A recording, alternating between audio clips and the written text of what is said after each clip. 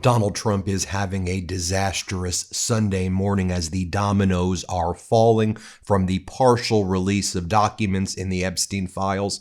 About 3 million documents, which could be as many as 20 to 50 million pages, are still being withheld by the Trump regime as the cover-up continues. But we're seeing international leaders starting to resign, while the Trump cabal in the United States, they're claiming they're vindicated when they are all over the file. So international leaders like Slovakia Prime Minister's National Security Advisor has just resigned. His name was in the Epstein files, sending grotesque text messages to Jeffrey Epstein. This individual's name is Miroslav Lajak, and he and Jeffrey Epstein were talking about girls together. It was disgusting.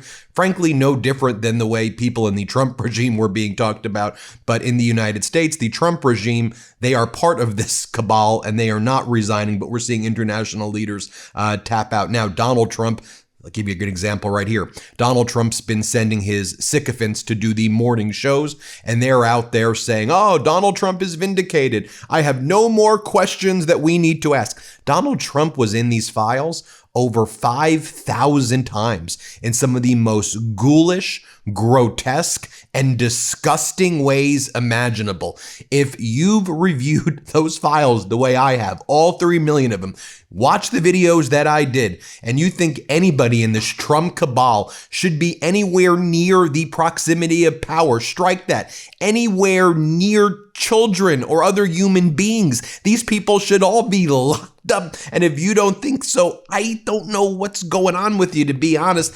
So Donald Trump sends MAGA Mike Johnson, MAGA Republican Speaker of the House. He's doing the Sunday shows, and he's asked by Kristen Welker, so do you have any questions, any concerns about, how Donald Trump's mentioned in here? MAGA Mike's like, absolutely, I do not. I do not. I think it's all okay. It's all hunky-dory, I guess. Watch what MAGA Mike says. Here, play this clip. President Trump's name appears throughout the Epstein files, including in many of the new documents released this week. Now, we want to stress appearing in the Epstein files does not amount to or imply criminal wrongdoing. But do you have any outstanding questions, given that, about the relationship between President Trump and Jeffrey Epstein? I do not. I mean, I've spoken to the president about this privately and personally many times, and he's spoken very candidly and openly to the public. He says the same things privately that he does publicly. He's never had any concern about that. Remember, President Trump was one of the first people that called Epstein out. He kicked him out of Mar-a-Lago, off the property, because he heard of some of the nefarious things he was engaged in. He's never had any concern about that at all. He did at one point call these files a Democratic hoax. But let me ask you about something. Well, what he said specifically was the hoax of the Democrats trying to turn this into a political issue and use it against him. Then they bring in Todd Blanche, the number 2 at the Department of Justice, the Deputy AG. Pam Bondi, the Attorney General, is quite literally too scared to be in public right now. I think she's going to resign soon if I'm going to predict this. And I think Blanche is going to become the new Attorney General or the acting Attorney General. Bondi's too afraid to make public appearances or be interviewed. Like, she's like that scared right now after what's gone down. But remember, Todd Blanche, who I'm about to show you right now, he was Donald Trump's former criminal defense attorney. He literally, his job was to represent Trump in criminal cases where Trump was convicted on felonies, 34 separate felony counts. So Todd Blanche, who's now the number 2 at the Department of Justice, he's asked by Dana Bash on CNN, so did you look into those allegations against Donald Trump in the files that we've all read now and covered? Because they're pretty serious right there. And Todd Blanche, again, Trump's criminal defense lawyer, and also the number 2 at the Department of Justice, says the following. Here, play this clip. Among these new files is a list compiled by the FBI just in August of numerous salacious and, to be really clear, unverified allegations about President Trump. Why did the FBI create this list last year, and have all of these claims been investigated by the DOJ? So look, it's not about President Trump. It's about a ton of people, multiple people that were, quote, in the Epstein files. And what I think folks will see when they review the materials we released is that there have been hundreds of calls made to the FBI where allegations are made by either anonymous individuals or people who are very quickly determined to not be credible, whether it's the nature of what they're saying or the fact they won't provide any information or corroboration. And that's part of the Epstein files. So go ahead. I understand that. But the fact that you created a list, the FBI created a list about the allegations against President Trump, it is certainly noteworthy. I mean, he's a sitting president. And the question is whether or not the DOJ, but the question is, and I'm not saying that they're verified at all, and that's what my question is to you. Did you look into what you have on those lists? Yes, of course, but what you're not being fair in that question, because that index, that list you're talking about, was not just President Trump. It was all kinds of individuals, other politicians, other, quote, famous people, where we wanted to understand, okay, there were members of Congress that were accusing us of hiding things, which we're not doing and which we haven't done. And so we wanted to understand why and where that was coming from. And it turns out there was a number of claims made by either, like I said, anonymous people or somebody, for example, calling and saying, I used to have a roommate who told me this sensational story. So just, obviously that's not something that can be really investigated, right? What's your roommate's name? I don't remember. Right. So that's what that's about. I don't appreciate it being directed towards Donald J. Trump, because that pushes a narrative that is completely false. There are all kinds of people that are mentioned in the quote Epstein files that we had to look at and run down. Yeah, no. I understand. He is the only sitting president who we're talking about. I do want to. And then Todd Blanche tried to continue his cover-up tour this morning, and he declares the review is over. There's no more review of the Epstein files happening. He again blames the judges for why certain documents are not being turned over. And then he says there's only like a handful of missing documents. We're not stupid, Todd Blanche. There are millions and millions of documents and pages that are still missing. As many as 20 to 50 million pages are probably still missing, and that's probably even more devastating than the stuff that's been produced. I'll talk about that in a moment as well. Here, play this clip. Will more documents be released? We have released, there are a small number of documents, as I said on Friday, that we're waiting for a judge to say we're allowed to release because of a protective order. But this review is over. I mean, we reviewed over 6 million pieces of paper, thousands of videos, tens of thousands of images, and which is what the statute required us to do. It's interesting. Leadership on the Hill, Congressman Massey, Senator Schumer are quick to complain. There is no way they have spent any time looking at the materials we produce, because I know the materials we produced. We produced them on Friday. By Saturday, they're already complaining about what we did. And by the way, apparently Massey and others wrote a letter to come and review unredacted materials. I didn't get that letter yet. They leaked it to the press before they actually sent it to me. But yeah. Then, of course, you'll remember that last night, Donald Trump, when he was on Air Force One, said, from what I've heard from very powerful people, they've told me that I am vindicated in the files and that it shows that I did nothing wrong. It literally shows the opposite. It shows that you've been involved in the most disgusting behavior imaginable based on those allegations. I frankly can't fathom much worse scenarios for Trump, Lutnick, and the rest of that cabal. But anyway, here, play this clip right here. Myself, but I was told by some very important people that not only does it absolve me, it's the opposite of what people were hoping, the radical left. That Wolf, who's a third-rate writer, was conspiring with Jeffrey Epstein to hurt me, politically or otherwise, and that came through loud and clear. So we'll probably sue Wolf on that. And maybe the Epstein estate, I guess. I don't know, but we're going to certainly sue them. You want to sue the Epstein estate? Well, you may, I guess so, because he was conspiring with Wolf to do harm to me politically. That's not a friend. I'll just give you my experience as a litigator.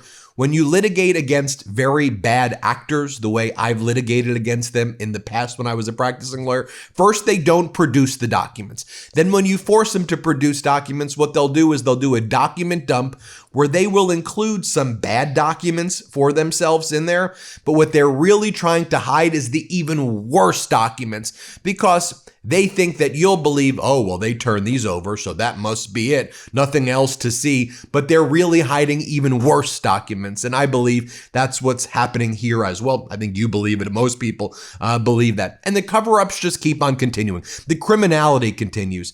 I read for you this article in my morning video, but let me share it with you again. The spy sheikh from Abu Dhabi bought a secret stake in Donald Trump's company. The Abu Dhabi Sovereign Fund, or through this sheikh, not even through the fund, separately through this prince, through this royal family member of Abu Dhabi, did a $500 million investment for 49% of World Liberty, right before the United Arab Emirates won access to America's most classified chips, the most classified semiconductor chips. Trump gave over to the United Arab Emirates after this $500 million investment was made in Donald Trump's company. Who's in this company? Donald Trump, Eric Trump, Donald Trump Jr., Barron Trump, Steve Witkoff, Zach Witkoff, Alex Witkoff. The Trumps and the Witkoffs, when the Witkoffs are out there being Putin bootlickers as well. 4 days before Trump's inauguration, lieutenants to an Abu Dhabi royal secretly signed a deal with the Trump family to buy a 49% stake in World Liberty Financial for $500 million, according to documents and people familiar. Rebecca Ballos writes, the buyer paid half up front, steering $187 million to Trump family entities and $31 million to Witkoff entities. The investment was backed by the UAE National Security Advisor, Tahnoun bin Zayed. The deal put two executives of his company, G42, on the board of World Liberty Financial, along Eric Trump and Zach Witkoff. At the time, the Abu Dhabi Royal invested in World Liberty. The company, Trump's company, had no products. It had raised $82 million by selling a token called WLFI, but the investment didn't give the buyer, the UAE Abu Dhabi Fund, rights to future WLFI token sales, leaving Tahnoun-backed entity out of what was then the company's only source of revenue. So they put $500 million into nothing, quite literally a quid pro quo. Okay, but then Todd Blanche, Donald Trump's number 2 at the Department of Justice, Donald Trump's criminal defense lawyer, is asked about that. And what he does is he says Biden did the same thing, so it's Biden's fault. Watch this. Respond to those who say this is a serious conflict of interest. I love it when these papers talk about something being unprecedented or never happening before, as if the Biden family and the Biden administration didn't do exactly the same thing and they were just in office. So look, I saw that article. I don't have a comment on it beyond President Trump has been completely transparent when his family travels for business reasons. They don't do so in secret. We don't learn about it when we find a laptop a few years later. Let me be very clear. Biden did not do that. Utter lie. Not even Biden didn't do anything remotely similar in the same planet or the universe. But assume for the sake of argument he did. Let's assume Biden did. All of you MAGAs hated Biden and said that he was the worst person ever for all the conspiracies you threw his way. So your defense is to say that Donald Trump is as bad as you claim Biden was? That's the nice things that you say about him? No, but you lie about everything. Biden wasn't doing this. Nobody's engaged in this level of corruption right here. But I think the voters understand what's going on right here, right? Because if you looked at what happened in Texas yesterday, in Senate District number 9, there was a massive, massive upset that took place right there, where you had Taylor Remmett, the Democrat, in this runoff, beating the MAGA Republican candidate. Wow, and nobody expected that to happen right there. A massive upset by the Democrats right there. And you see right-wing media is not covering this at all. And I think it's important that we see media bias what's being reported out there. I often get asked, how do I stay up to date on the news all the time in order to do this podcast?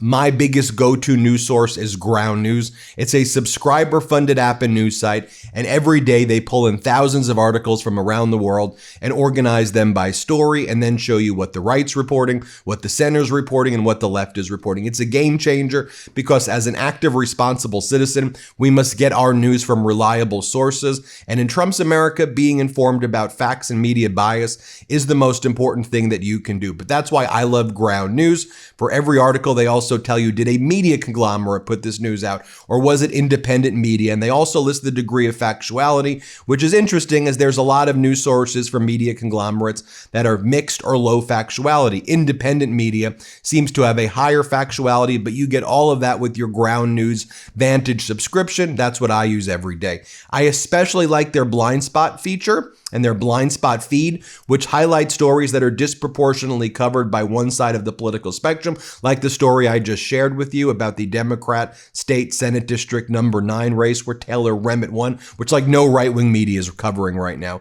So join us by going to ground.news/MTN. Get 40% off the Ground News Vantage plan that I use every morning by going to ground.news/MTN. They are subscriber funded, and by subscribing, you're not only getting a tool we all need today, but you're also supporting our work here on this YouTube channel. So go to ground.news/MTN, and we've pinned the link to purchase your subscription below. So check that out right now. I want to share with you also just these images right here of Liam Conejo Ramos and his father, Adrian Conejo Arias, as they boarded a flight February 1st, 2026 from San Antonio, where they were put in that concentration camp in Dilley. They went back to their home in Minneapolis after a federal judge ordered that they be released from a Texas immigration detention facility. Look at Liam right here. Look at Liam and his father. Congressmember Castro, who was instrumental in getting Liam released, wrote, yesterday, 5-year-old Liam and his dad, Adrian, were released from Dilley Detention Center. I picked them up last night and escorted them back to Minnesota this morning. Liam is now home. But look what they're going back to. These are, what I'm about to share with you are scenes from occupied Minneapolis this morning. Here's how Aaron Rupert describes it. This morning, federal agents staged at the Powderhorn Park Recreation Center lot and began to throw chemical irritants at observers. They also kidnapped an observer. Our parks are meant for our children, youth, and neighbors. They should never be militarized zones meant to separate families. This was at 3345 15th Avenue at South Minneapolis. And I think about, I'm taking my daughter to a park right after I do this video, and to think about ICE and Border Patrol, Gestapo terrorizing children. And this is where Liam and his father are going back to. It should send chills through our spines.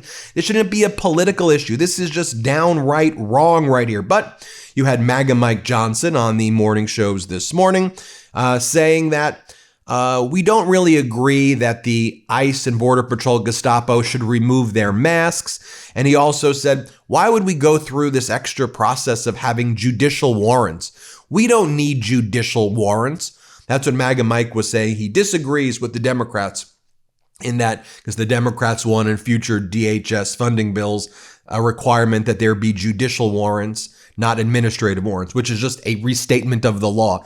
And MAGA Mike's like, why would we do that? We don't want judicial warrants. Why add an extra layer of bureaucracy? Because that's in the damn Constitution, MAGA Mike. Here, play this clip. The mask, for example, the additional judicial requirement for a warrant would be a whole other layer of effectively bureaucracy. Remember, the immigration judges have already issued warrants, and that's what the ICE officials are acting upon. So there's a lot of details in this. We could get deep in the weeds, but we will do that over the next 2 weeks. And I hope that Democrats will be in good faith, as Republicans are, to try to bring some order to all. And then the rest of Fox this morning and state regime media, it was Donald Trump sending his sycophants out like Caroline Leavitt, who was lying about the economy. And she's like, inflation is down to 1.4%.